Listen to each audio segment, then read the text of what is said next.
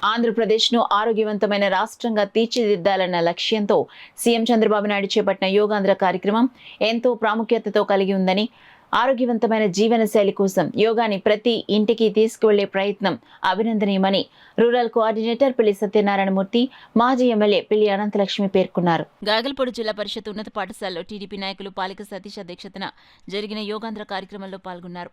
ఈ కార్యక్రమానికి విచ్చేసిన మాజీ ఎమ్మెల్యే పిల్లి దంపతులను పాఠశాల ప్రధానోపాధ్యాయులు, ఉపాధ్యాయులు, విద్యార్థులు సాదర స్వాగతం పలికారు. ఈ సందర్భంగా మాజీ ఎమ్మెల్యే కోఆర్డినేటర్ పిల్లి దంపతులు మాట్లాడుతూ, యోగాని ప్రపంచానికి పరిచయం చేసిన ప్రధాని నరేంద్ర మోదీకి భారతదేశం ఎప్పటికీ రుణపడి ఉంటుందని, యోగాంధ్రతో గిన్నిస్ బుక్ ఆఫ్ రికార్డ్స్ చోటు సంపాదించడంలో మంత్రి నారా లోకేష్ కృషి అమోఘమన్నారు.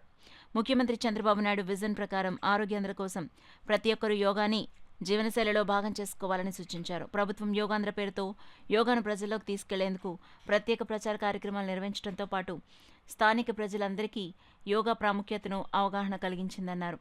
అనంతరం మొక్కలు నాటారు. కార్యక్రమంలో రాజ్యసభ సభ్యులు సానా సతీష్, క్యాంప్ కార్యాలయం ఇన్ఛార్జ్ లక్ష్మణ్ రావు, యోగా అభ్యాసకులు, కూటమి నాయకులు, కార్యకర్తలు, విద్యార్థులు అధిక సంఖ్యలో పాల్గొన్నారు. అన్ని విధాలుగా ఆదుకోవడమే కాదు, ఆరోగ్య రీత్యా కూడా అన్ని విధాలుగా ముందుండాలి ఆంధ్రప్రదేశ్ అనే సదుద్దేశంతో ఈ యోగా కార్యక్రమాన్ని ముఖ్యమంత్రి ప్రత్యేకమైన శ్రద్ధ తీసుకుని ప్రతి వారికి ప్రతి ఇంట చేసే విధంగా దీన్ని అన్ని విధాలుగా ముందుకు తీసుకొస్తూ ఉన్నారు. వాళ్ళ స్కూల్స్లోని, ఆఫీసుల్లోని, రకరకాల ప్రాంతాల్లో, అలాగే రాష్ట్రం అంతా ఇవాళ విశాఖపట్నంలో అత్యంత ప్రాధాన్యత ఇచ్చే విధంగా మరి ఏదో విధంగా ఈ క్రెడిట్ సంపాదించాలన్న ఒక సదుద్దేశంతో రాష్ట్ర మంత్రివర్గం అంతా కూడా ప్రజలకు ఉపదేశం చేసి ఈ యోగా కార్యక్రమాన్ని అందరికీ కూడా వాళ్ళు చేయించడం జరుగుతూ ఉంది.